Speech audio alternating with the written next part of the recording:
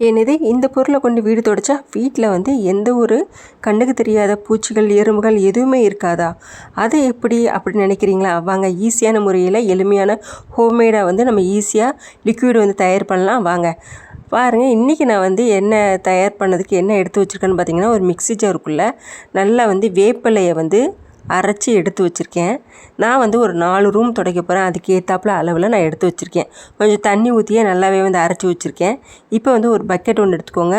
அதை வந்து வேப்பிலையை வந்து அப்படியே கொட்டாமல் நல்லா வந்து ஃபில்டர் பண்ணி எடுத்து வச்சுக்கோங்க. வேப்பிலையை வச்சு வீடு துடைச்சா வீட்டில் உள்ள கிருமிகள் வந்து எந்த ஒரு கிருமிகளுமே இருக்காது.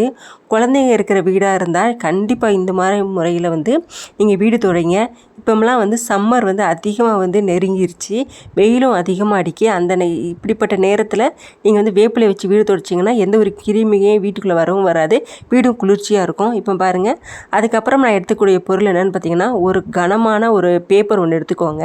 இப்போ பாருங்கள், நான் இதே மாதிரி ஒரு 10 ரூபா வந்து வாஷிங் லிக்விட் உள்ள பேப்பரை வந்து எடுத்திருக்கேன்.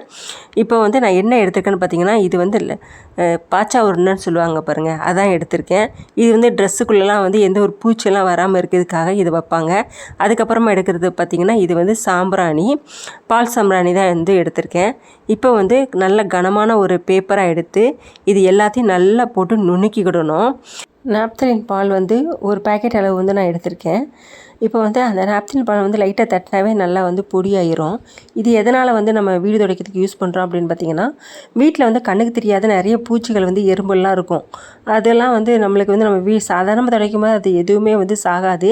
இதேமாதிரி நாப்தின் போட்டு நம்ம வந்து துடைக்கும் போது ஏதாவது பாய்ச்சான் அப்புறம் வந்து பார்த்திங்கன்னா எறும்பு இதெல்லாம் இருந்துச்சு அப்படின்னா உடனே வந்து அந்த ஸ்மெல்லுக்கு வந்து அது வந்து செத்துரும். அதனால தான் வந்து நம்ம வந்து இதை யூஸ் பண்ணி நம்ம துடைக்கிறோம். அதை வந்து நல்லா வந்து மையாக வந்து தட்டி எடுத்துக்கோங்க. இப்போவும் நம்ம எடுத்து வச்சுருக்கிற அந்த வேப்பிலை அந்த தண்ணிக்குள்ளே இதை வந்து போட்டு எடுத்துக்கோங்க. நீங்கள் பேப்பரோடு இதேமாதிரி 10 ரூபா சேஷையை வந்து நீங்கள் தட்டினீங்க அப்படின்னா நல்லா வந்து நுணுக்கிடலாம். இப்போ வந்து பார்த்திங்கன்னா, அடுத்து வந்து பால் சாம்பிராணி எடுத்துருக்கேன். பால் சாம்பிராணி தட்டி எடுக்கிறது ரொம்ப ஈஸி தான். தூளாக கிடச்சாலும் நீங்கள் வந்து போடலாம். எதனால் வந்து நம்ம இந்த சாம்பிராணியை போட்டு நம்ம வந்து வீடு துடைக்கிறோம் அப்படின்னு பார்த்திங்கன்னா, நல்லா வந்து நறுமணமாக இருக்கும். இது வந்து ரொம்ப போடணும்னு அவசியம் இல்லை, ஒரு பிஞ்ச் அளவுக்கு வந்து நீங்கள் போட்டாவே போதும். வீடு துடைக்கும் போது அப்படி ஒரு நம்ம கோவிலெல்லாம் ஒரு தெய்வீக வாசனை வரும் பாருங்கள், அதேமாரி நம்ம வீடு துடைக்கும் போது நல்ல ஒரு வாசனையாக இருக்கும். வீட்டுக்குள்ளே நுழையும் போது தடவை வந்து நீங்கள் வீடு துடைக்கும் போது இதே மாதிரி வந்து சாம்பிராணியை போட்டு நீங்கள் வீடு துடைச்சி பாருங்கள். வீடு வந்து நல்லா நறுமணமாக இருக்கும். பாருங்கள், நல்லா நுணுக்கி வச்சுட்டேன். அதில் வந்து நீங்கள் வந்து ஒரு கல் எடுத்து நுணுக்குனாவே போதும், நல்லா மையாயிரும். இப்போ வந்து பாருங்கள், அதையும் வந்து நான் வந்து நம்ம எடுத்து வச்சுருக்கிற அந்த வேப்பிலை தண்ணிக்குள்ளே வந்து நான் போட்டு விடுறேன். போட்டுட்டு நல்லா வந்து மிக்ஸ் பண்ணி விடுங்க. சாம்பிராணி வந்து நம்ம எடுத்துருக்கிற அந்த தண்ணியோட வந்து வேப்பிலை சாரோட நல்லா வந்து மிக்ஸ் ஆகிற மாதிரி கலந்து விடுங்க. இப்போ வந்து தேவையான அளவு நீங்கள் வந்து தண்ணி வந்து ஊற்றிக்கலாம்.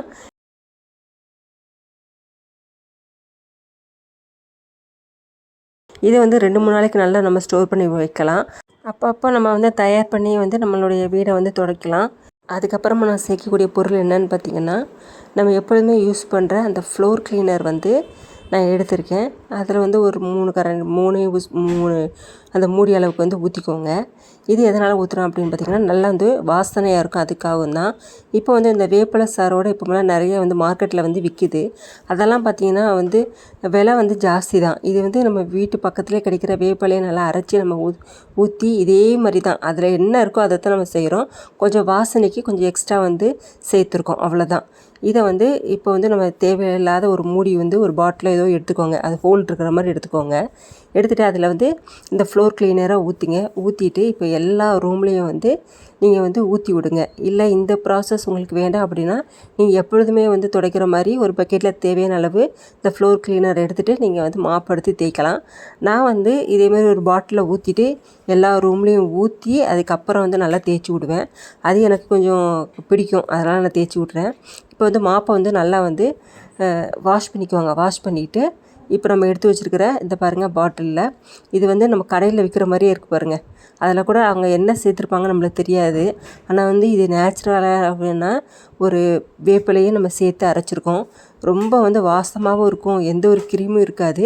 வெயில் நேரத்துலலாம் வந்து நம்மளுக்கு வந்து அதிகமாக வந்து வீட்டுக்குள்ளே வந்து வெக்கையாக இருக்கும். அந்த நேரத்துலலாம் வந்து இதே மாதிரி வந்து வேப்பிலையை வந்து நீங்கள் வந்து வச்சு ஃப்ளோர் கிளீனர் தொடச்சி விட்டாலும் எந்த ஒரு கிருமியும் வராது, வீடும் நல்லா குளிர்ச்சியாகவும் இருக்கும். சின்ன குழந்தைங்க இருக்கிற இடத்துல வந்து இதேமாரி வேப்பிலையை வந்து நீங்கள் வாரத்தில் 1 நாள் 2 நாள் தேய்ச்சி விடலாம். எந்த ஒரு கிருமியும் வராது. அதேமாதிரி நம்ம யூஸ் பண்ணுற பொருள் எல்லாமே வந்து இந்த நாப்திலின் பால்ஸ் எல்லாமே வந்து பூச்சிகள் வந்து கண்ணுக்கு தெரியாத பூச்சிகள் எல்லாத்தையும் அழிச்சிரும். நம்ம யூஸ் பண்ணுற போட்டிருக்கிற அந்த சாம்பிராணி வந்து நல்ல வீட்டுக்கு நல்ல ஒரு மணமாக இருக்கும். நம்ம கோவிலுக்கெலாம் போனால் ஒரு ஸ்மெல் வரும் பாருங்கள், அதேமாதிரி வந்து நல்ல ஸ்மெல் வரும். கண்டிப்பாக வந்து நீங்கள் வந்து அடுத்த தடவை வந்து மாப் பண்ண போகிறீங்க அப்படின்னா இந்த மாதிரி முறையில் ஒரு தடவை மாப் பண்ணி பாருங்கள். ரொம்ப ரொம்ப யூஸ்ஃபுல்லான ஒரு டிப்ஸ் தான். கண்டிப்பாக ட்ரை பண்ணி பாருங்கள். வீடும் நல்ல நீட்டாகவும் க்ளீனாகவும் இருக்கும். இந்த டிப்ஸ் உங்களுக்கு பிடிச்சிருந்தா கண்டிப்பாக அதை ட்ரை பண்ணி பார்த்துட்டு எப்படி இருக்குன்னு என்னுடைய சேனல் வந்து கமெண்ட் பண்ணுங்கள். இல்லை உங்களுக்கு வேறு மாதிரி டிப்ஸ் வேணும்னாலும் எனக்கு கமெண்ட் பாக்ஸில் வந்து சொன்னீங்கனாலும் உங்களுக்கு அந்தமாரி டிப்ஸ் சொல்லியிருப்பேன். என்னுடைய வீடியோ பிடிச்சிருந்தா லைக் பண்ணுங்கள், ஷேர் பண்ணுங்கள், கமெண்ட் பண்ணுங்கள், சப்ஸ்கிரைப் பண்ணுங்கள். தேங்க்யூ ஃபார் வாட்சிங்.